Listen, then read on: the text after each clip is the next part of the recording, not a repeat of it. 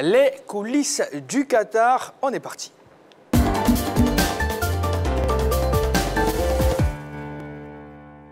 Et on démarre en Espagne. Luis Enrique débarqué pour de La Fuente. Voilà, j'y arrive. C'est terminé pour Luis Enrique à la tête de la sélection espagnole de football.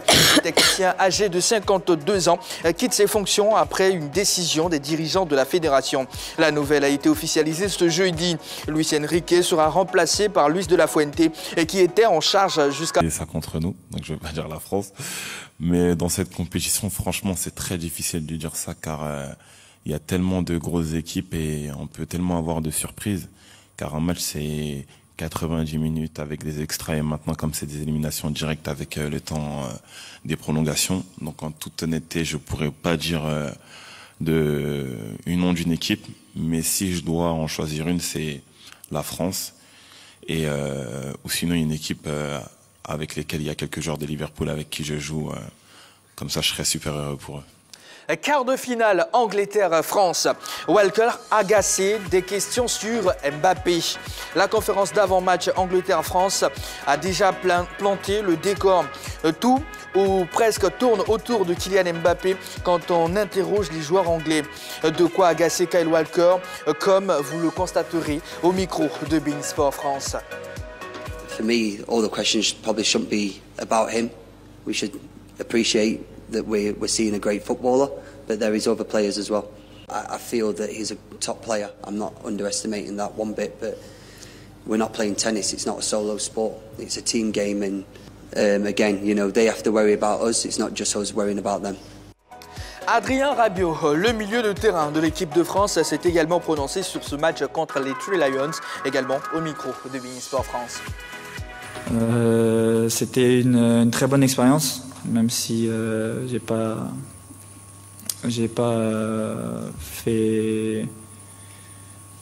même pas fait une année, un peu moins, mais je me suis très bien senti. J'ai beaucoup aimé l'atmosphère qu'il y avait autour du football. On sent que c'est vraiment autre chose que la France ou même que l'Italie. J'ai toujours dit que j'aimerais jouer en Angleterre dans ma carrière. Est-ce que ce sera à la fin de mon contrat à la Juventus? J'en sais rien, mais c'est vrai que j'ai cette envie-là, cet objectif-là d'évoluer en Première Ligue. Allez, c'était tout pour les coulisses du Qatar. Sans Sévérin, Luis Enrique et la Roja, c'est terminé, tout simplement. Commentaire. Ah oui. Avec Luis Enrique, le tiki-taka était devenu TikTok, comme les gens s'en moquent sur les réseaux sociaux. Non, il faut dire que les idées ont tari. Voilà, dans l'Espagne a toujours eu la possession des balles, c'est vrai, mais cette possession commençait à devenir tellement stérile que ça a commencé à agacer tout le monde. C'est vrai que de 2018 à 2022, Luis Enrique a amené l'Espagne en finale de la Ligue des Nations et puis aussi en demi-finale, je crois, de l'Euro. Mais on sentait que plus rien ne changeait. Et c'est vrai que l'équipe d'Espagne joue comme le Barça, mais est-ce qu'il n'avait pas les joueurs pour le faire? On n'a plus Iniesta, on n'a plus Xavi. Il fallait faire découvrir autre chose aux Espagnols afin de gagner. Il n'a pas réussi à le faire. Il cède la place. De La Fuente, qui entraînait le U21, qui va prendre maintenant le relais des A derrière. C'est logique? Oui, ça ressemble, je dirais simplement, à la volonté de l'Espagne de bâtir une nouvelle équipe avec ces jeunes qui ont échoué en huitième de finale de cette compétition. Parce que vous savez, Luis Enrique, il avait pris un gros risque. Et ça a été critiqué en Espagne, déjà sur le choix des hommes pour aller à cette compétition. Il a laissé quand même certains joueurs d'expérience, des joueurs qui auraient pu apporter un plus. Ramos, par exemple? Oui, que ce soit Ramos, que ce soit celui de Liverpool d'origine brésilienne. Son nom était au bout de la langue et il est parti, ben, ça va me revenir. Donc il y avait certains joueurs... Alcantara? Oui, Alcantara. Les Coquet et autres. Voilà, il aurait pu partir avec... Coquet était là. Coquet était là. Il aurait pu partir avec quelques anciens pour essayer donc de guider ces jeunes, mais il a préféré prendre le risque d'aller avec des enfants. Moi, j'ai pratiquement pas compris le choix de Baldé. Baldé, c'est un bon joueur, mais je me dis que pour cette Coupe du Monde, c'était un peu trop tôt pour lui. Mais il a pris ce risque, et bien, ce risque s'est avéré être un mauvais risque, parce qu'après la victoire face au Costa Rica 7-0, ils n'ont plus connu de victoire jusqu'à ce qu'ils se fassent éliminer de la compétition. Ouais. Donc, pour les dirigeants espagnols, notamment Rubiales, le président de la fédération, qui était mis sur la sellette, et qui compte son projet de relève de cette jeune génération, ici surtout de la Catalogne, avec les Gavi, Pedri et autres, c'est mieux de mettre un entraîneur qui les a eu jeunes et qui va continuer avec eux. Donc, Luis Enrique, je pense que il paye simplement ce choix au niveau déjà même de la sélection de ces différents joueurs. Ronaldo va décider bien sûr de son avenir après le mondial. Enfin, après... on attend de voir. On attend de voir tout ce que ça va donner. Vous savez que le feuilleton Ronaldo n'arrête pas de faire couler beaucoup d'encre. Il a une année assez difficile avec Manchester United. Une année assez difficile avec la sélection portugaise. Là, il pèse à plat le titulaire au profit du jeune Ramos, qui a fait une excellente prestation sur la dernière sortie des Portugais. Maintenant, tout le monde est concentré sur Cristiano Ronaldo. Quel est son avenir? Où est-ce qu'il partira? Où est-ce qu'il va signer? Etc., etc. Bon, on attend de voir. Il dit lui-même qu'il attend la fin du mondial pour se décider. On est tous couchés aux lèvres de Cristiano Ronaldo. Je pense que le problème de Cristiano Ronaldo pose la question de la fin des carrières des grands footballeurs. Aujourd'hui, Ronaldo n'a pas envie de quitter l'Europe simplement parce que Messi est toujours là. Messi est toujours bon. Pendant 10 ans, ils se sont fait la malle avec des ballons d'or, chacun dans son escarcelle. Il veut continuer, mais là, l'âge ne lui permet plus de le faire. Il faut qu'il aille dans une destination exotique, simplement. C'est le bon timing, Héraclide, vous pensez? C'est le bon moment, oui. Et puis, il faut savoir que c'est très compliqué pour des joueurs qui ont évolué à très très haut niveau de se dire que c'est fini. Et soit on se dit que c'est fini, on part sereinement, dignement, soit on a du mal à le digérer, et c'est ce que ça fait avec Ronaldo, c'est-à-dire que c'est le moment de partir, mais je veux rester quand même encore un peu. Moi, je ne comprends pas pourquoi les gens sont pressés de l'envoyer à la retraite. Messi, l'année passée, il a été au chômage, non? Quand son contrat s'est arrêté à Barcelone, avant quelques heures. Non, pas quelques heures. Il y a eu beaucoup de jours avant qu'il ne signe après Paris Saint-Germain. On a tendance à oublier que Ronaldo, l'année passée, c'est le meilleur buteur de Manchester United. Quand Messi est arrivé à Paris, on a vu les chiffres de Messi. Donc pourquoi? Parce que Ronaldo, depuis ces dernières années, sur une saison où il est en difficulté, automatiquement, on met le poids de l'âge. Oui, simplement parce que personne n'est venu. Oui, parce qu'il est capricieux. Non, mais par contre, le problème, c'est son attitude. Le problème, c'est son attitude. Roger Stéphane, merci beaucoup. Allez-y. Allez-y. Terminé. Merci beaucoup. Donc excusez-moi. Donc, pour parler de Ronaldo, moi, j'estime qu'il a connu juste une saison assez compliquée avec l'arrivée de Ten Hag. Et lui, dans son esprit, il se dit qu'il peut repartir à la relance. Parce qu'en Italie, par exemple, on a des Luca Toni, on a des attaquants qui étaient meilleurs buteurs du championnat, qui étaient plus âgés que Cristiano Ronaldo. Donc il s'est dit que c'est possible. Pourquoi vous voulez qu'il arrête sur un échec? Je termine sur le club. Je termine sur Ronaldo. Oui. Et ça sera la dernière intervention. Ronaldo, aujourd'hui, qu'on le veuille ou non, c'est la plus grande force marketing dans le football mondial. Donc un tel joueur, il ne signe pas n'importe où. Et dire qu'il y a des clubs qui ne veulent pas de lui, moi je n'y crois pas. On verra donc à la fin de... Donne-moi 30 secondes. Non, vous n'avez pas. Allez, on va faire 15 secondes. Le problème, c'est son attitude. Il est en crise à United avec ses coéquipiers et son entraîneur, il critique le club. Il est en crise en sélection avec ses coéquipiers et son entraîneur. C'est pas vrai. D'accord, merci beaucoup. C'est performant, c'est son attitude qui commence à déranger. Il n'est pas en crise en sélection. Il faut le dire. Merci beaucoup. Allez, on vous l'a promis hier, un zoom, mais vraiment un zoom, j'ai envie de dire un 3 fois zoom sur les affiches des quarts de finale. C'est le moment et c'est dans le fait du jour.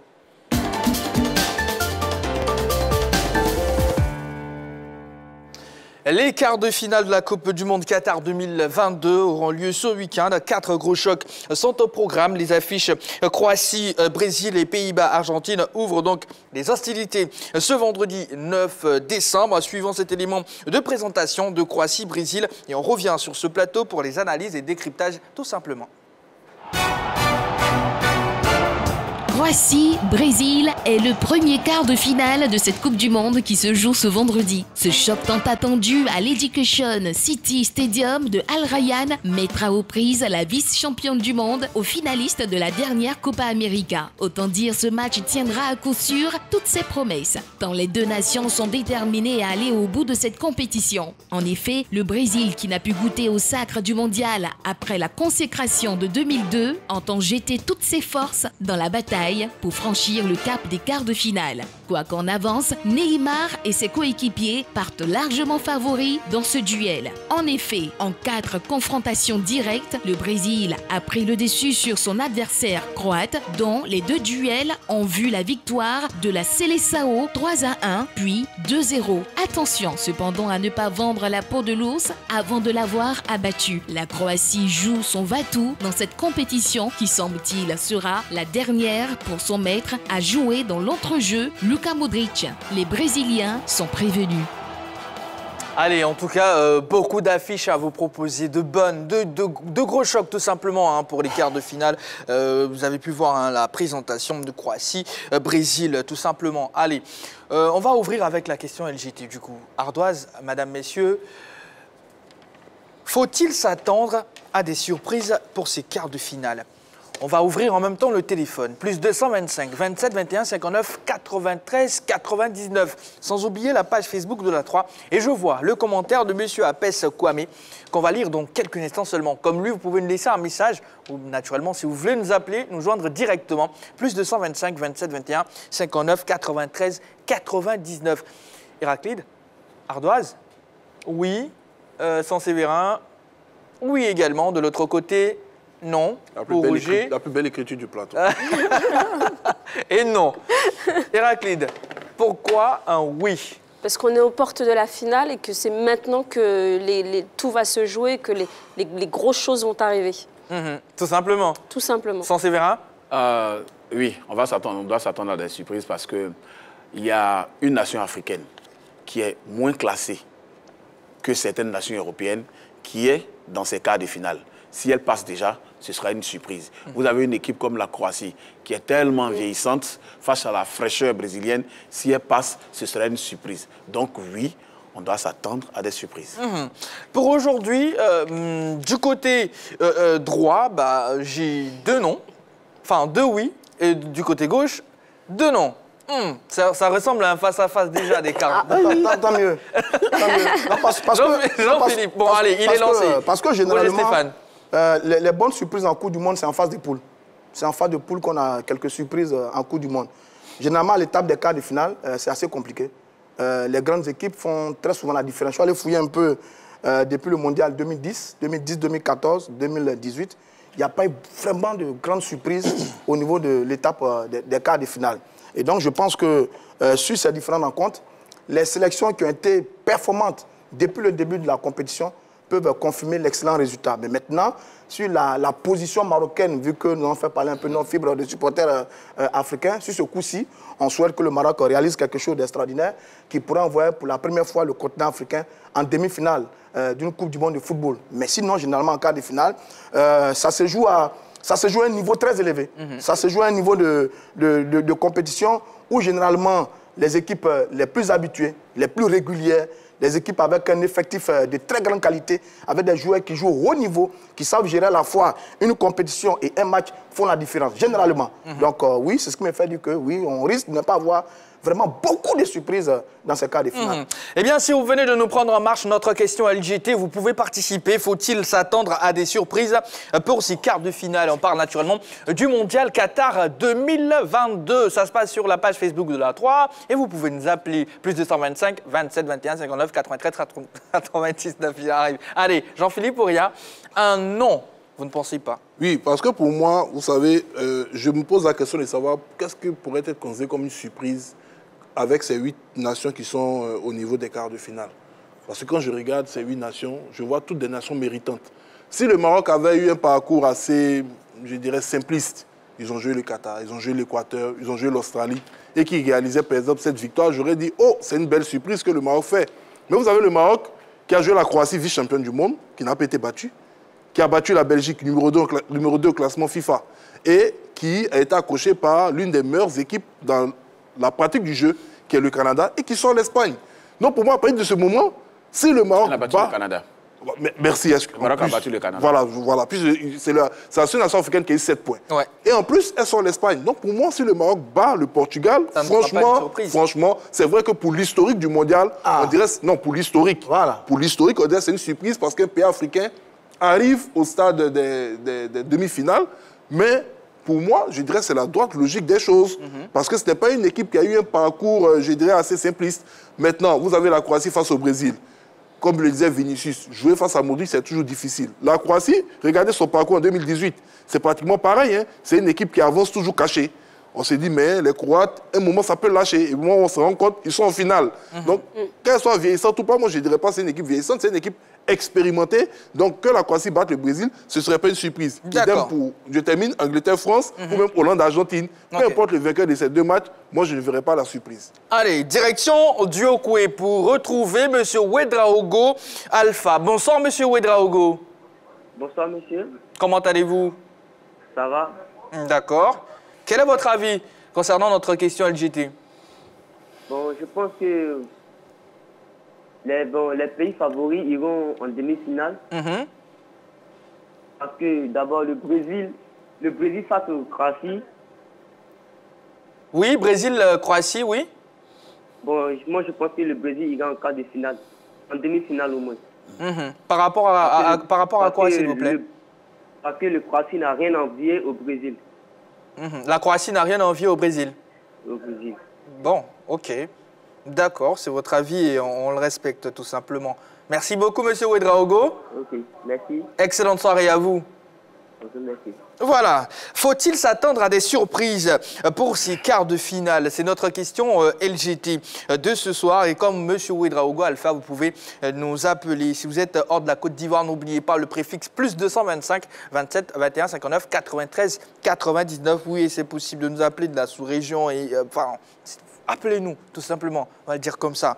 Allez, vous voulez rebondir un tout petit peu? Oui. Tout à l'heure, Réa disait qu'il parlait d'une équipe expérimentée. Oui, une équipe expérimentée, mais c'est la plus vieille du tournoi. Je suis d'accord. Voilà, c'est la plus vieille du tournoi. Et dans l'histoire même du football mondial, c'est la deuxième plus vieille après celle de 2006. La France, de 2006, qui a été battue en finale par l'Italie. Par l'Italie. Oui. Voilà. Elle avait 30 ans de moyenne d'âge. Et là, c'est 28 ans. 330 jours, ça fait 29 ans. Donc, je dis, face à la fraîcheur brésilienne, je crains beaucoup pour ces Croates. Non seulement ça, mais en plus de ça, comme nous le disons, depuis le début de la compétition, cette équipe n'est plus souveraine dans toutes ses lignes. Peut-être que le milieu de terrain continue de répondre un peu, mais derrière et devant, il n'y a pas vraiment cette intercelle-là. On ne peut pas compter éternellement sur Luka Modric pour faire des miracles. Monsieur Apes Kwame, sur la page Facebook de la 3, tout peut arriver au football, surtout dans les matchs à élimination directe. L'équipe supposée faible peut surprendre et créer ainsi la surprise. C'est l'avis de monsieur Apes Kwame sur la page Facebook de la 3. Et comme lui, vous pouvez nous laisser des messages. Roger Stéphane, toujours sur... Oui, parce que sur l'histoire, hein, j'en ai parlé tout à l'heure, les confrontations en quart de finale depuis 2010, il n'y a pas vraiment de surprise. Mais maintenant, sur la liste des qualifiés pour ces quarts de finale, le seul invité surprise, c'est le Maroc. Si on tient compte du pédigré, de l'histoire, du vécu des autres équipes, la seule surprise, c'est l'équipe du Maroc. Mais en dehors de ça, tous les invités à ces quarts de finale sont des connaisseurs du football de la Coupe du Monde. La Hollande a joué 3 finales de Coupe du Monde, qu'elle a perdu 74, 78 et 2010. Le Brésil a 5 Coupes du Monde. L'Argentine a 2 Coupes du Monde. La France a 2 Coupes du Monde. La Croatie sort d'une finale. Elle a été 3e en 98 avec la génération de Davor Suker. Le Portugal également a été 3e en 1966. Et habitué. Donc, déjà, sur ça, il n'y a pas de surprise. Tous ceux qui sont là sont des habitués. Le seul élément, c'est le Maroc qu'on va tous supporter et souhaiter que le Maroc batte l'équipe du Portugal. Donc, à la vérité, si la Hollande gagne l'Argentine, qui est une sorte de remake de la finale de 1978, ce ne serait pas une surprise. Et même une demi-finale de 2010, voilà, si l'Argentine gagne la Hollande, ce ne serait pas une surprise. Pareil pour Croatie et Brésil, ce sont de grandes nations. Donc oui, il n'y a vraiment pas de surprise. Ceux qui sont là, ce sont ceux qui, dans l'histoire du football de la Coupe du Monde, ont écrit leur histoire progressivement, ont marqué le temps, ont gagné des trophées, ont des joueurs, ont une histoire, ont un vécu et qui sont là à leur place. Maintenant, on va prier pour que la surprise dont on parle là vienne du Maroc face à l'équipe du Portugal. Voilà, en tout cas, nous avons promené un tout petit peu à notre micro. On a recueilli des avis qu'on va vous proposer dans quelques instants seulement. Mais en attendant, M. Traoré Drissa nous appelle de Touba. Bonsoir, M. Traoré. Oui, bonsoir, M. JB. Vous allez bien? Oui, je vais bien. D'accord, et ça fait plaisir aussi de vous entendre. D'accord. Monsieur JB. Oui, monsieur Driss Traoré. Est-ce que vous pouvez parler un peu plus fort, monsieur Traoré? D'accord. À mon niveau, on ne va pas parler de surprise. Ok. Voilà, donc il n'y aura pas de surprise? Voilà, parce que vu l'évolution du football aujourd'hui, voilà, toutes les équipes se valent. C'est la même formation dans tous les pays, seulement qu'on se base parfois sur le vécu. Aujourd'hui, on parle du Brésil, mais sur le terrain, on a vu face au Cameroun, même si certains disent que c'est l'équipe C, mais dès lors que c'est la nation brésilienne, on peut parler d'une équipe normale du Brésil. Donc, il n'y aura pas de surprise. Comme Roger Stéphane le disait tantôt, c'est peut-être le Maroc qui a sa première participation en quart de finale de Coupe du Monde. Donc, c'est la victoire du Maroc qui peut être considérée comme une surprise. Voilà, considérée comme une surprise. Mais je ne pense pas que ça soit une surprise vu le parcours du Maroc durant la phase de poule. Même en huitième de finale, sa brillante qualification face à l'Espagne qui était une équipe favorite aussi dans cette compétition. Donc, une qualification du Maroc ne sera pas volée, selon moi. Merci beaucoup, monsieur Traoré Drissa. Bonne analyse. On aime bien, en tout cas, continuer de nous appeler. Plus 225 27 21 59 93 99. Oui, je l'ai annoncé. Nous avons pu recueillir quelques avis. Toujours sur la question LGT, on vous propose ces avis-là maintenant. Concernant les quarts de finale de la Coupe du Monde, des surprises, forcément, il en aura des surprises. Voilà, comme toujours, on a vu l'Argentine se fait laminer par l'Arabie Saoudite. On verra forcément, vu que je suis un Argentin, un pro Messi bien sûr, on verra forcément le Maroc éliminer aussi peut-être, si vous voulez, le Portugal, vu que c'est une élimination directe. Donc pour ma part, je pense qu'il y aura énormément de surprises dans cette Coupe du Monde. Bien évidemment, il y aura beaucoup de surprises lors de ces quarts de finale. Parce que quand on voit le Maroc éliminer l'Espagne, c'est bien évidemment qu'il y a beaucoup de surprises en l'air. Durant cette Coupe du Monde, on a eu plus ou moins assisté à certaines surprises lors des matchs de poule. Mais nous sommes arrivés à une phase où il n'y a plus d'amusement. Moi, pour ma part, nous sommes arrivés aux phases où il n'y a plus de surprises. Chaque grande équipe va vouloir démontrer son niveau de jeu, son talent. Nous sommes dans le football et dans le football, il est de coutume de voir toujours des surprises. Alors nous n'allons pas dérober à cette règle-là. Bien évidemment, nous pensons également qu'il y aura pour ces quarts de finale-là des surprises. Nous croyons, bec et ongle, que le Maroc pourra aller titiller encore une fois ce Portugal-là. Mais bien évidemment au tir au but. Il faut dire que pour les quarts de finale, il y aura pas mal de surprises parce que les 8 équipes qui sont arrivées en quart de finale ont vraiment bataillé, ont vraiment montré de leur performance. Quand on prend l'équipe du Maroc qui a vraiment montré qu'elle peut arriver jusqu'en finale, il faut dire qu'il y aura pas mal de surprises, pas mal de surprises. Allez, les avis sont partagés. Là, l'élément est clair, les avis sont partagés. Donc voilà, ce sont des affiches à ne pas manquer du tout. Sans Sévérin, vous avez touché l'âge, la moyenne d'âge de cette équipe croate. C'est-à-dire que cette équipe n'a pas les armes pour titiller un tout petit peu la Seleção. Aujourd'hui, je ne pense pas que cette équipe ait des armes. Ça fait depuis 2014. Ce sont pratiquement les mêmes éléments à quelques joueurs près. Comme je le disais, on ne va pas toujours compter sur Luka Modric pour faire des étincelles. Brozovic ne donne pas la pleine mesure de ce qu'il montre à l'Inter. Pareil pour Kovacic à Chelsea. Donc je ne vois vraiment pas cette équipe. Et puis la défense aussi est tellement friable. Je ne la vois pas en train de battre cette fraîche équipe du Brésil là, tout simplement. Pour moi, le cas de finale à regarder, évidemment, ce n'est pas parce qu'on est africain, mais c'est celui du Maroc.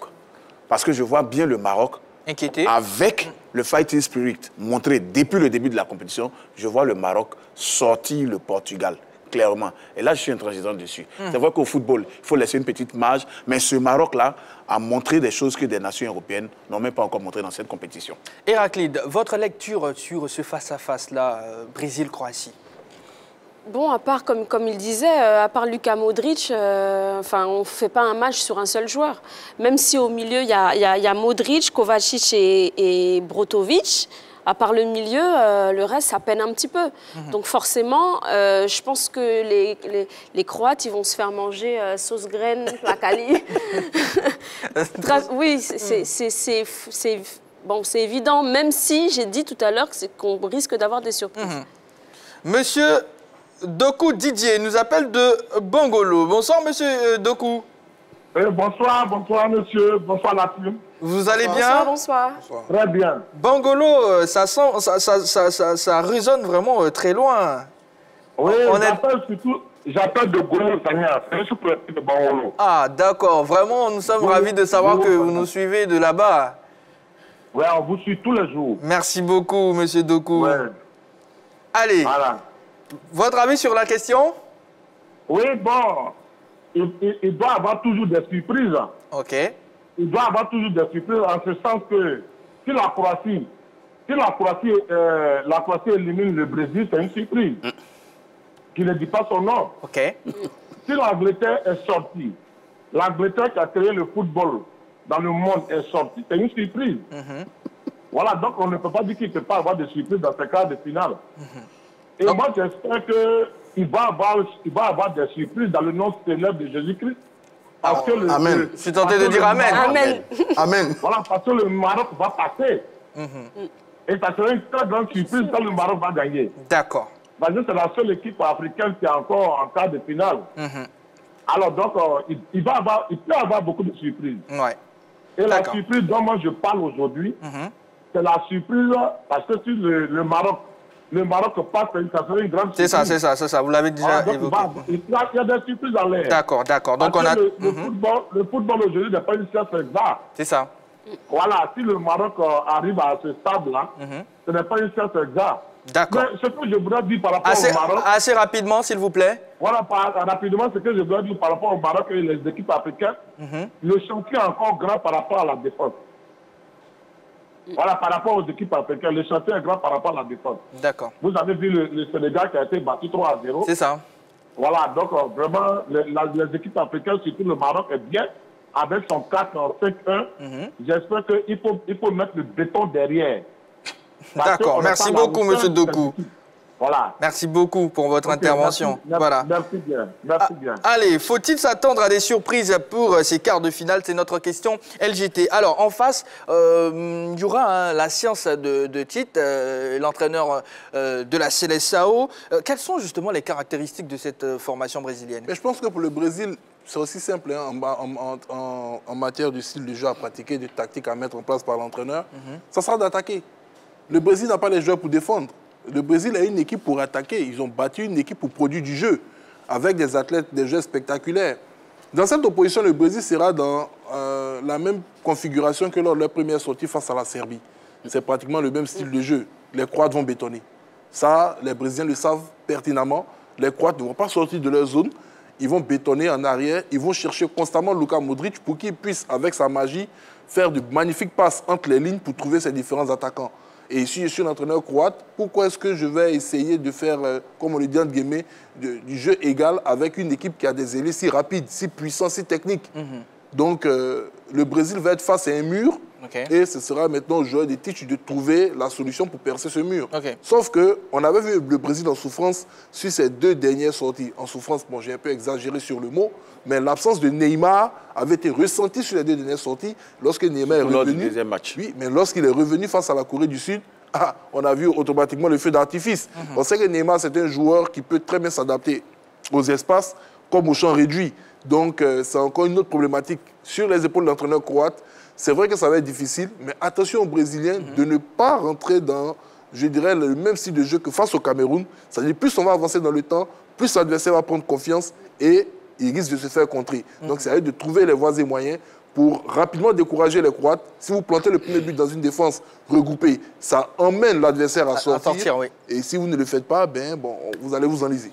Qu'est-ce qui fait justement la force, Roger Stéphane, des jeunes comme Vinicius, Paqueta ou encore Richarlison? C'est leur génie. Vous savez que leur entraîneur leur a dit, messieurs, faites-vous plaisir.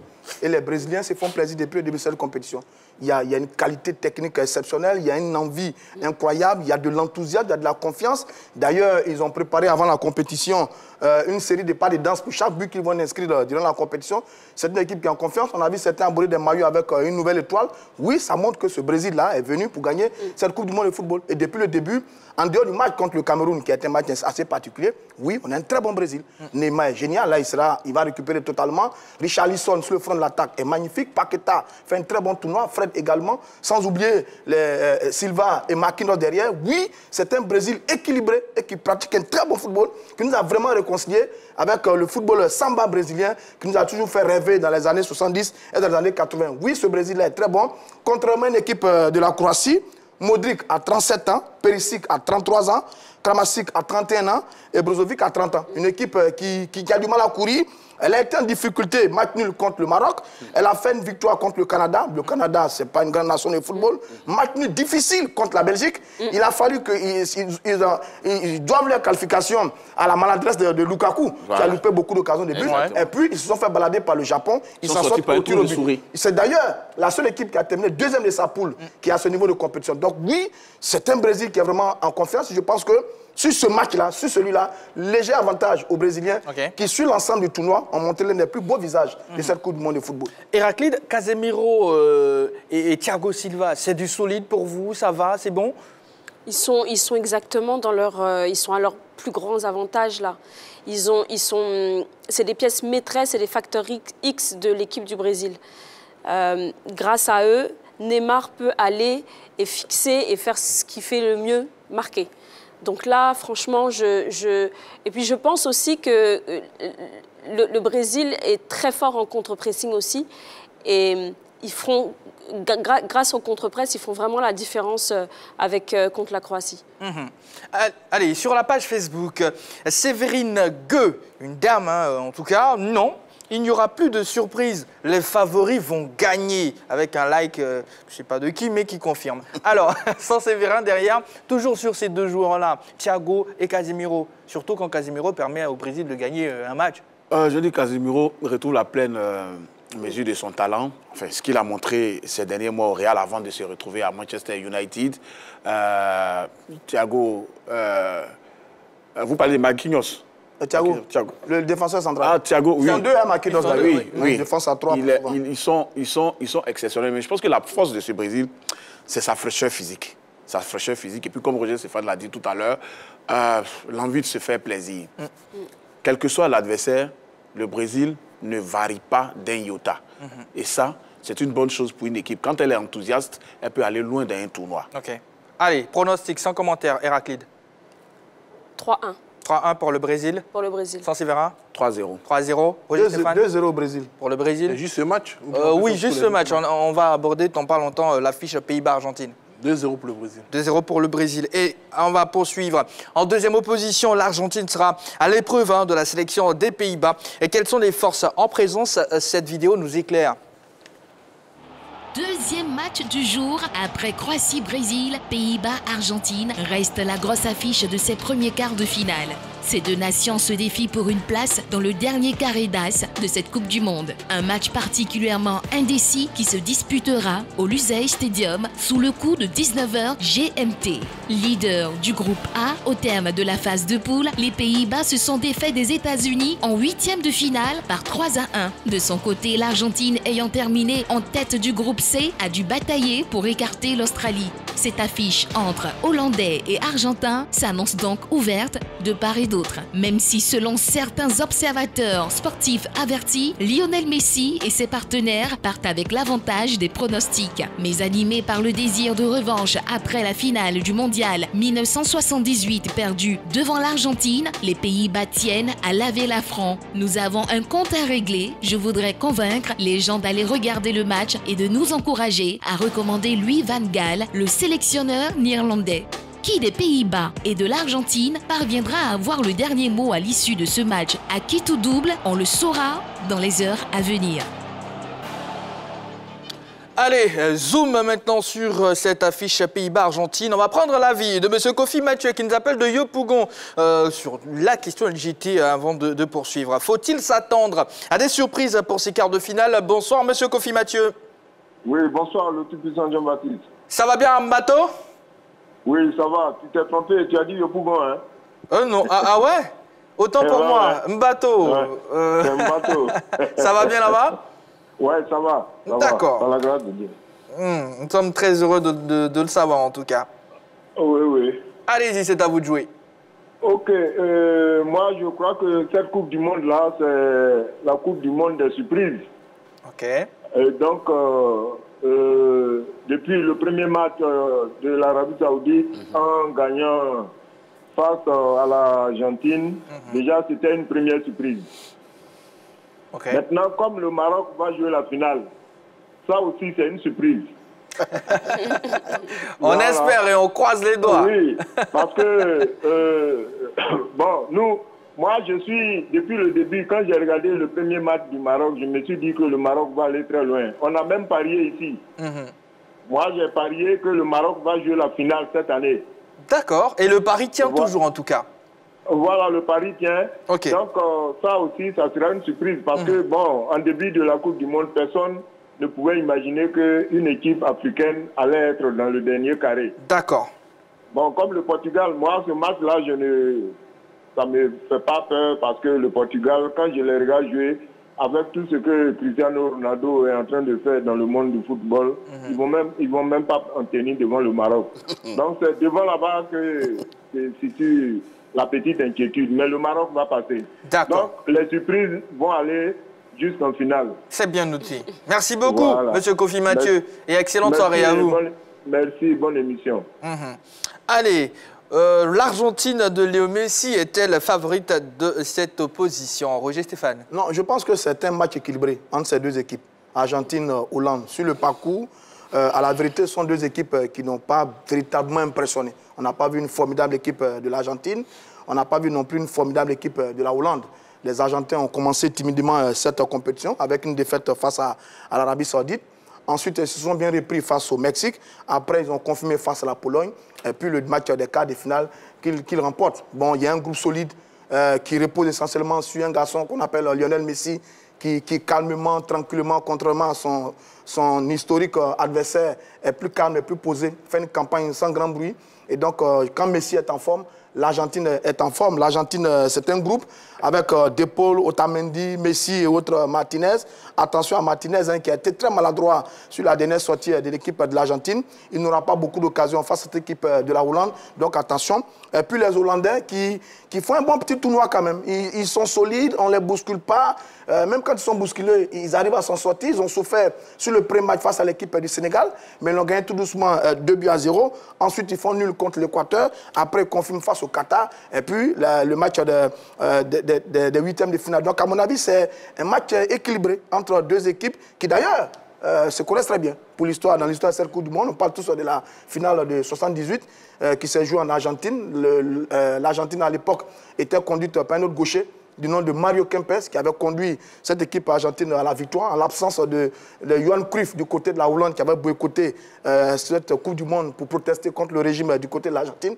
Donc oui, deux équipes qui se connaissent bien et qui, à mon avis, vont nous livrer un match très serré, mais ouvert calmement, parce qu'il y a du beau football, il y a de la qualité technique chez les Argentins, qualité technique individuelle également du côté de la Hollande, avec une très bonne défense, avec Naké, l'Ivoirien d'origine, Nathan Ake et Van Dijk. Oui, c'est un match, à mon avis, qui est serré entre deux équipes qui ont été très justes, très correctes depuis le début de la compétition, mais qui n'ont pas été extraordinaires véritablement. Jean-Philippe Auria, avec des jeunes comme Alvarez, Enzo Fernandez, Rodrigo De Paul ou encore Alex McAllister, est-ce qu'on peut dire aussi aujourd'hui, dans ce cas de figure, que Messi n'a jamais été aussi bien entouré?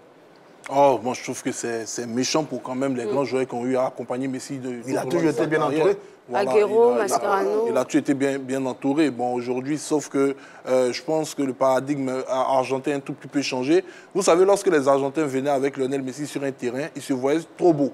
Donc, ils ne pratiquaient pas un football de compétition. Ils essayaient de mettre en avant le génie de leurs joueurs. Ils sont qu'à l'époque de Diego Armando Maradona. Mais depuis un certain moment, ils ont compris. Ils ont compris que s'ils veulent remporter ce genre de compétition, ils doivent également s'adapter au jeu des adversaires qui, eux, ont étudié leur jeu. Et c'est ce que l'Argentine a fait en Copa América, c'est ce que l'Argentine fait depuis l'entame de cette compétition. Vous verrez face à la Hollande, c'est une rencontre qui va se gagner simplement sur la base, je dirais, du calme et de la sérénité. Parce que je vois très bien les Hollandais faire preuve de naïveté. Les Hollandais, donc je le dis clairement, c'est une équipe, eux, ils ne savent pas défendre. Donc ils vont rentrer, ils vont ouvrir le jeu. Alors que l'Argentine, depuis l'entame de cette compétition, a été confrontée à des équipes qui ont fermé le jeu. Pour une fois, vous allez voir que les Argentins vont accepter de se laisser dominer. Mais par contre, les contre-attaques seront terribles pour cette équipe de la Hollande. Parce que c'est une formation qui ne va pas attendre que les Argentins viennent sur eux. Ce n'est même pas le style de Luis Van Gaal. Il a dit, lui, c'est un entraîneur spectaculaire. Et là, Scaloni va dire à ces gars, on ne rentre pas dans son jeu. Ouais. Nous, on a un objectif, c'est d'aller gagner la Coupe du Monde. On ne cherche pas à impressionner quelqu'un ici. Et c'est comme ça que cette rencontre risque de se jouer. Donc, je pense que, malgré le fait que c'est une rencontre équilibrée, dans l'animation de jeu, les Argentins quand même vont réussir à prendre... Mais la différence, c'est que... Faut-il s'attendre à des surprises pour ces quarts de finale? C'est notre question LGT. Vous pouvez nous appeler maintenant pour réagir sur notre question assez rapidement. Un seul mot, c'est qu'à la différence des autres équipes, les autres adversaires de l'Argentine depuis le début de la compétition, Arabie Saoudite, Mexique, Pologne, les Hollandais ont de la qualité technique. Ils ont des très bons joueurs. De Jong, Klaassen, Dempé, comment il s'appelle, le petit Gakpo. Gakpo. Très bons joueurs, De Jong. Donc eux, ils sont capables techniquement d'aller chercher l'équipe d'Argentine. Merci beaucoup. Sans Séverin. Ça va être la différence. On a dit tout à l'heure que les Pays-Bas ne savent pas défendre. C'est la meilleure défense. C'est la meilleure défense du tournoi. Avec 2 buts encaissés. Ouais. Nathan Ake, Van Dijk, c'est du solide. Nathan Ake, Manchester City. Van Dijk, Liverpool, c'est du solide. Le Maroc, c'est peut-être le meilleur duo. Le meilleur duo de cette... Un but encaissé. La Hollande, c'est peut-être le meilleur duo défensif. En tout cas, c'est l'une des meilleures défenses. La Tunisie, c'est la Tunisie. C'est l'une des meilleures défenses du tournoi, avec 2 buts encaissés. Donc, dire qu'elle ne sait pas défendre, non. Je pense que ce match-là va se jouer à 2 choses. La séance de Van Gaal, parce qu'il a beaucoup échoué avec cette équipe. Vous savez qu'il est de retour sur le banc. Il a échoué, il sait comment cette équipe a échoué, il sait donc comment la faire gagner. L'Argentine aussi va compter sur le génie de Messi. Les Pays-Bas vont se focaliser sur Messi, alors que l'Argentine ne va pas se focaliser sur un joueur précis chez les Bataves. Donc je pense que ça va se jouer à ça. Voilà. Et puis cette équipe d'Argentine, comme le disait Ouria tout à l'heure, elle avance calmement, malgré la défaite en début de tournoi contre l'Arabie Saoudite. Elle est restée sereine. Elle a gagné tranquillement ses 2 derniers matchs, ce qui a été rare dans ce tournoi-là. Voilà, très peu d'équipes ont gagné les 2 derniers matchs de poule. Donc je pense que l'Argentine, logiquement pas favori à cause du génie de Messi. D'accord. Monsieur Diomandé Mamadou. Bonsoir, monsieur Diomandé. Bonsoir, le grand JB. Comment allez-vous, monsieur Diomandé Mamadou? Toujours avec la 3, le voit très haut. Ça va, Sipilou? Bon, avec la 3, ça va très bien. D'accord. Je salue Rodia là-bas. Je salue Rodia. Bonsoir, Diomandé. Bon, Rodia, je salue la team. Bonsoir. Allez-y, monsieur Diomandé. Ouais, Didier. Oui. Les gosses du football européen et mondial vont marquer tout thème. C'est dans cette Coupe du Monde-là. Mais il y a une condition. Et leur vague qu'ils ont créé là, si le monde n'est pas à cette vague et à l'arbitrage, parce que c'est comme ça, ça ne veut pas que les équipes africaines font en finale de la Coupe du Monde. Ça c'est un médicament ça. Ce n'est pas qu'on dit non, la Coupe du Monde a pris le balai, un pays africain est parti en Coupe du Monde à deux finales. Mais c'est parti là. Mais jusqu'à présent, ça se passe toujours sur le terrain et le Maroc passe la main. Hein. C'est parti là, c'est la grosse surprise. Le Maroc va jouer tout le magie là, le politique, tout. D'accord. C'est bien noté. Merci beaucoup. Et puis, on te pose encore. Allez, bien de choses aux habitants de Sipilou surtout. Allez, sacré monsieur Diomandé Mamadou. Allez, Pays-Bas, Argentine, Héraclide. Le score allez, votre favori. Argentine, 2-1, quand même. Tout simplement. Ouais. Allez, vous pensez que le génie de Messi va parler encore? Pas forcément que de Messi, mais je pense que le génie de l'Argentine va parler. Au grand complet. Au grand complet. D'accord. Jean-Philippe. Ils vont aller au tir au but avec la victoire de l'Argentine. Mais je vais ajouter un petit truc. Allez-y. C'est que concernant le statut de la défense hollandaise, tout est fonction également de la force de frappe de l'attaque qu'on a en face. Parce que j'ai regardé tout à l'heure dans leur parcours, on se rappelle du match contre le Sénégal. Ils ne sont pas sortis les Sénégalais du tout. Non. Ensuite, devant l'Équateur qui avait un bon attaquant, a réussi à marquer. Le Qatar, bon, je ne vais pas vous dire ce que le Qatar fait dans ce mondial. Non. Et les États-Unis également. Le Qatar a juste organisé le mondial. Voilà. Et les États-Unis aussi, une attaque, je dirais, moyenne, qui a réussi à marquer. Donc attention, l'Argentine, ce n'est pas le même niveau que ces autres-là. Donc attention. Jean-Baptiste, il y a un réglage aussi que l'Argentine doit faire. Bon, l'entraîneur sur le dernier match a réussi à s'appuyer sur Alvarez de Manchester City. Mais quand il avait mis Lautaro en pointe, ça avait été la bérésina pour l'Argentine. Je pense que s'il continue de conserver Alvarez en pointe et puis Messi et José sur les côtés, je pense que ça pourrait aller. En plus, si Di Maria revient de blessure et qu'il est titulaire, ça pourrait faire mal. D'accord. Alors, Cody Gakpo, on n'en a pas assez parlé. Roger Stéphane a fait sortir ce nom-là. Jean-Philippe Pouria, dans ce tournoi-là, ajouté à lui Memphis Depay. Ils apportent de la fraîcheur dans cette équipe. C'est un génie. Il est magnifique. Et il va passer un cap bientôt parce qu'il a annoncé du côté de Manchester United, le coéquipier de Sangaré Ibrahim. J'espère qu'il va suivre également l'exemple de ce jeune garçon. Lui au PSV. Lui qui veut rester du côté de Eindhoven alors qu'il est sollicité en Angleterre. Je pense que Cody Gakpo, c'est le présent, je ne vais même pas dire le futur, de cette grande nation batave. Et il pourrait être d'un apport inestimable pour cette équipe face à l'Argentine. C'est l'une des révélations de ce tournoi, un peu comme le milieu de terrain Bellingham de l'équipe de l'Angleterre avec les autres. Il est dans la lignée des grands attaquants qu'a connu cette équipe de la Hollande. Je veux parler de Cruyff, de Van Basten, de Ruud Gullit. Je veux parler de Dennis Bergkamp il n'y a pas très longtemps, etc. Le Kluivert également. Donc oui, c'est un garçon, il est puissant, il est physique, il est athlétique, il est très technique aussi, fin devant les buts. Il fait une superbe saison du côté du PSV Eindhoven. Et la confirmation, c'est cette Coupe du Monde de football. On parlait de la classe biberon qui est en train de prendre le pouvoir là, après le départ certainement de Messi et Ronaldo. Et lui, il en fait partie. Il porte bien cette équipe de la Hollande. À côté, Memphis Depay n'est pas mal non plus. Il accompagne formidablement ce garçon. Et puis au milieu du terrain, vous avez De Jong qui fait un très bon tournoi. Donc cette équipe de la Hollande, à mon avis, elle est bien. Elle a des arguments. C'est vrai qu'elle n'a pas été très flamboyante. Parce que d'ordinaire, la Hollande fait une superbe campagne. On la connaît. Vous avez, rappelons-nous de l'édition de 2010 avec la génération de Robben Wout. Elle joue magnifiquement.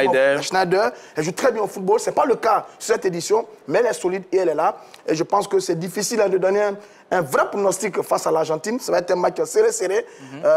J'avoue que j'ai un peu du mal à donner un pronostic sur ce match, même si je pense que l'Argentine peut avoir un petit truc à cause de Lionel Messi, mais ce match-là va être très serré. Si Messi joue à gauche sur le front de l'attaque de l'Argentine, je pense que la Hollande va avoir un sérieux problème parce que sa défense est solide, mais son côté faible, c'est le côté de Daley Blind. C'est le côté faible. Dumfries, à droite, c'est du solide. Il a été le meilleur latéral des quarts de finale. Je sais. Des quarts de finale. Il joue une défense à 3. Dans cette défense-là, c'est le maillon faible. D'accord. Les autres sont solides. Dumfries aussi est solide dans son repli défensif. Si jamais, dans son repli défensif, si Messi joue sur le côté de Daley Blind, je pense que ça peut être la clé pour l'Argentine. Il joue ce fameux, le fameux 3-5-2. Vous me permettez, voilà. On part à Yopougon. Assez rapidement, Roger, gardez ça, vous allez revenir là-dessus. Monsieur Soumaoro Malik nous appelle de Yopougon, Toit Rouge précisément. Bonsoir, monsieur Soumaoro. Oui, bonsoir, JT. Merci de rejoindre la team. Ok, merci à vous. Allez, votre avis sur notre question, faut-il s'attendre à des surprises pour ces quarts de finale? Oui, bien sûr, il faut s'attendre. Est-ce que vous pouvez parler un peu plus fort, monsieur Soumaoro, s'il vous plaît? Oui. Il faut attendre des surprises à cette quart de finale-là. Parce que Maroc va sortir le grand jeu face au Portugal. Quant à l'équipe d'Angleterre, va sortir le grand jeu aussi. Moi, je vois la victoire de l'Angleterre 2-0 face à la France parce qu'ils ont une offensive pas possible. Parce qu'ils vont trop vite. Ils vont trop vite en avance. Donc, la France ne pourra pas tenir avec l'Angleterre. Donc ça, c'est la deuxième surprise après le Maroc. Maintenant, avant que l'Argentine, Hollande, bon, je vois le victoire de l'Argentine 1-0. Voilà, donc ça serait un match serré, mais l'Argentine va réussir. Va l'emporter. Brésil-Croatie, vu que vous avez déjà touché. C'est la confirmation du Brésil. Moi, je vois Brésil favori, mais comme c'est le football, Croatie que nous. Les médailles en prolongation, ils sont habitués à ça. Donc, au monde passé, ils ont eu à le faire. Donc, ils vont les amener en prolongation, si je ne me trompe pas. Mais je vois la victoire du Brésil en tout cas. D'accord. Merci beaucoup, M. Soumaoro Malik. Merci à vous et salut tout le monde. Voilà, oui, Roger. Mais France-Angleterre, là, c'est un match équilibré, non? Allez, oui. Un match équilibré. On voit le programme. Est-ce qu'il y a vraiment un favori entre France et l'Angleterre? On voit le programme. Maintenant, sur la Hollande, il joue une défense à 3, ce qui fait le fameux 3-5-2. Donc, deux joueurs dans le couloir, ce qui fait qu'il y aura des difficultés de débordement pour l'Argentine. Maintenant, je pense qu'on ne peut pas faire jouer Messi dans le couloir parce qu'il n'a plus sa fraîcheur pour déborder. On va le laisser dans l'axe, faire parler son génie et sa créativité. Et c'est ce qu'ils vont faire. Donc, à partir de ce moment-là, je pense que oui, il y a de la matière pour contrôler cette équipe d'Argentine. Mais maintenant, qui dit que Messi n'a jamais été bien accompagné? Mascherano, Agüero, Di Maria, Higuaín. À l'époque, avant, il était bien accompagné. Donc, on ne peut pas qu'on dise qu'il est moins accompagné maintenant qu'avant. D'accord, on a noté. Le débat n'est pas tout à fait juste. Et merci beaucoup, monsieur. Alors, on n'en parle pas assez, mais derrière, ces derniers remparts-là font beaucoup de bon boulot. Allez, sur cette affiche-là, si jamais on arrivait au stade des tirs au but, entre Emiliano Martinez et Andriy Nopet, j'espère que je prononce bien. Nopet, pardon. Qui, pour vous, sera tout simplement étincelant? L'avantage à Emiliano. Emiliano? Simplement parce qu'il sort d'une très bonne campagne de Copa América, remportée d'ailleurs. Il est le gardien titulaire de l'Argentine. C'est quasiment inamovible, contrairement à Nopet qui a été en ballottage avec Silesen et autres. Voilà, lui, il est le numéro 1 indiscutable et il a eu le temps vraiment d'envoyer de la confiance à ses coéquipiers. Il la lui ramène aussi très bien. En tout cas, on salue Bonou avec sa performance extraordinaire face à l'Espagne. Il faut préciser que Bonou est le seul gardien africain titulaire dans les grands championnats européens. Le seul. Merci beaucoup, Sanséverin. Oui, sur ce face-à-face qu'on aimerait bien voir au niveau des gardiens. Je dirais Martinez aussi. Juste, voilà, parce que je préfère ce gardien par goût. Voilà, comme ça va être un match très serré, je pense que Martinez fera la différence. Allez, voyons ensemble de façon plus détaillée, le programme des quarts de finale.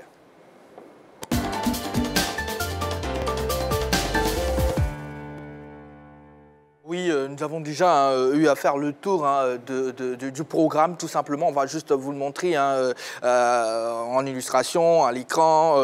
Vous aurez le vendredi 9 décembre 2022, Croatie-Brésil, suivi de Pays-Bas-Argentine. Et le samedi 10 décembre 2022, Maroc-Portugal. Et on va boucler la boucle avec Angleterre-France. L'affiche à ne pas manquer, sans beaucoup de commentaires. Aucune. C'est difficile. Aucune. Il faut regarder toutes ces affiches. Il faut regarder toutes les affiches. Surtout qu'elles ne se jouent pas. C'est deux belles équipes qui ont fait un bon tournoi jusqu'à présent, qui ont des jeunes sur les côtés. Et ça va aller très vite. La conférence de presse du latéral gauche de cette équipe d'Angleterre, il a toutes les questions tournent autour de son duel avec Kylian Mbappé. Donc ça montre bien. Kyle Walker, ça va aller très vite dans les couloirs, aussi bien du côté français que du côté anglais. Pour moi, l'affiche à ne pas manquer, c'est Maroc-Portugal. Maroc-Portugal parce que je crois que le Maroc s'est donné pour mission de sortir les Lusitaniens et les Hispanos. Ils ont leurs voisins militaires. Voilà, ce sont leurs voisins pratiquement. Donc ils se sont donnés pour mission de les sortir. Je pense que ça va le faire facilement. Attention à l'euphorie. Héraclide, qu'est-ce que vous en pensez? Moi, j'ai hâte de voir Angleterre-France, c'est évident. Et Maroc-Portugal pour la curiosité de ce que le Maroc va produire comme jeu face à cette grande équipe du Portugal. Je rappelle qu'en 1986, en phase de poule, le Maroc a bien battu le Portugal. C'était la génération de Méry Crimo, Zaki Badou, Aziz Boudé-Bala, la Coupe du Monde en 86 au Mexique. Le Maroc a terminé premier de sa poule en battant le Portugal. Si ma mémoire est bonne, 3-1. Oh, que si l'exploit pouvait se rééditer. Oh, que si l'exploit... Il faut leur dire qu'en 2018, le Portugal a battu le Maroc. C'est donc équilibré là. Oh là là, Jean-Philippe. Ça sera donc la belle. Il faut rappeler les faits historiques. Et ne rien nous mettre. Merci de mettre un bémol. Allez, en tout cas, on sera là demain. Je rappelle juste le programme de l'émission pour la finale, la dernière LGT.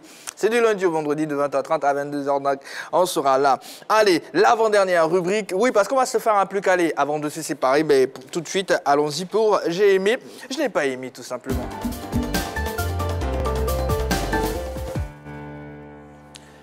Allez, focalisons-nous sur les huitièmes de finale.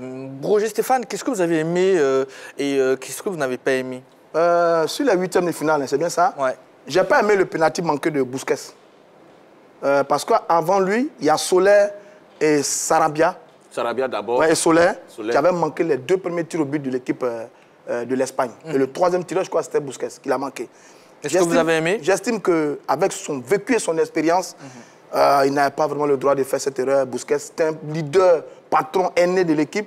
C'est lui qui offre la qualification à l'équipe du Maroc. Qu'est-ce que j'ai aimé? On en a déjà parlé, je crois, mais ce n'est pas sur le terrain. Hein. En dehors du terrain, ce sont les excuses du président de l'Africa Foot, Samuel Eto'o-Fils, après l'incident avec le youtubeur algérien, qui d'ailleurs, ce que j'ai pu entendre, a été sanctionné par la FIFA. Il a été sanctionné. Je pense qu'il ne va plus assister aux autres matchs de la compétition. Ensuite, on va doubler la sécurité autour de Samuel Eto'o-Fils, comme quoi la FIFA a donné raison à un membre de son association qui est président de l'Africa Foot. C'est ça. Donc j'ai aimé les excuses de Samuel Eto'o-Fils. Jean-Philippe, c'est à vous. Ce que j'ai pas aimé? Ouais. Oh, dis donc. Le Sénégal, c'est 8e de finale. J'ai vraiment pas aimé l'approche tactique d'Aliou Cissé. Voilà, je n'ai pas compris pourquoi est-ce qu'il a voulu essayer de faire un jeu égal avec cette équipe de l'Angleterre, alors que sa première approche était très bonne. Ils arrivaient à continuer les Anglais à se créer des occasions. Après, ils ont essayé de sortir. Ils se sont fait compter 3 fois. Je pense que s'ils étaient restés dans leur dynamique, aujourd'hui, on ne parlerait pas seulement du Maroc. L'Afrique aurait eu 2 représentants au niveau des quarts de finale. Ouais. Ce que j'ai aimé, je vais dire simplement la première période du Brésil. Voilà, bien maîtrisé face à la Corée du Sud avec le retour de Neymar. Ils ont montré véritablement qu'ils étaient là pour remporter ce mondial et qu'ils assumaient pleinement leur statut de favori. Neymar qui a joué ce match-là avec la cheville plâtrée. Mais c'était un risque quand même. Ouais. Est-ce que le Brésil a vraiment besoin de Neymar pour jouer contre la Corée? C'est un risque inutile à mon avis. Héraclide. Ce que j'ai pas aimé, moi, c'est le match où je crois que c'était en 8e, où Kylian aurait pu faire une passe décisive à Marcus Thuram pour que Marcus puisse marquer. Voilà, c'est toujours du grand Kylian et il veut toujours... c'est pour lui. Je trouve que c'est vraiment dommage parce que Marcus, il était à sa place, il était bien démarqué et c'était but pour lui. Et ce que j'ai aimé, c'est la combativité du Maroc. Ils n'ont pas lâché jusqu'à la dernière minute, malgré toutes les crampes et toutes les douleurs. Voilà. Allez-y. Ce que je n'ai pas aimé, c'est l'attitude de l'Espagne, qui a regardé le Maroc de haut comme un tout petit lutin qu'il fallait écraser. Au fil du temps, ils se sont rendus compte que ce n'était pas le cas, mais ils n'ont pas changé d'attitude. Et ils ont finalement été sortis de la compétition. C'est très bien. Coach viré, ça c'est très bien. Ce que j'ai aimé, ce sont les excuses de Boufal. À chaud, il a pensé à son peuple, à sa communauté. Le monde arabe. Et c'est devenu un tollé. Ouais. Il s'est excusé rapidement. Mais ce que les gens doivent savoir, c'est que le jeune Boufal, il est marocain, arabe, il ne comprend pas arabe, il ne sait pas parler arabe. Donc c'était quasiment une opération de charme en parlant comme ça. Tout le monde l'a mal pris, il s'est excusé. Mais c'était une maladresse quand même. Il s'est remis tout de suite dans la compétition avec ses excuses et c'est sûr qu'il va faire mal face au Portugal. C'était une grosse maladresse en tout cas. Allez, et c'est sur ça qu'on part pour notre plus calé de ce soir.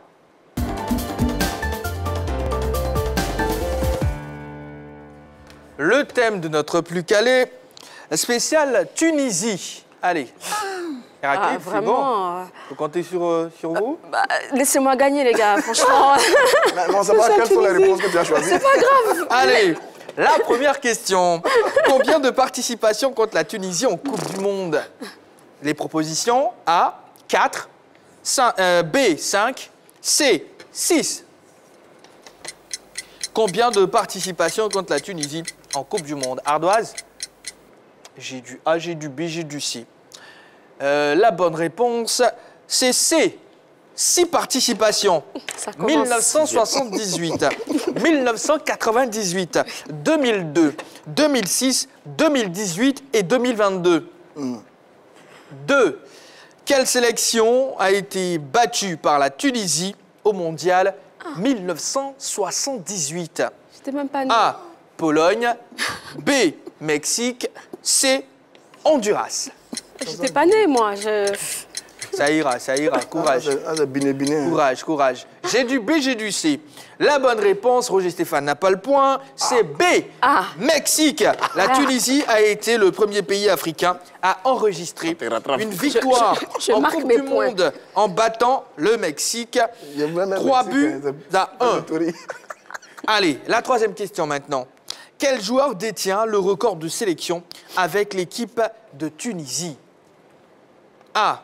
Radi Jaidi. B. Chokri El Ouaher. C. Wabi Kazri. Ardoise. Moi qui ai gagné. J'ai du A, j'ai du B. La bonne réponse A. Oui, Radi Jaidi, actuel entraîneur de l'Espérance de Tunis.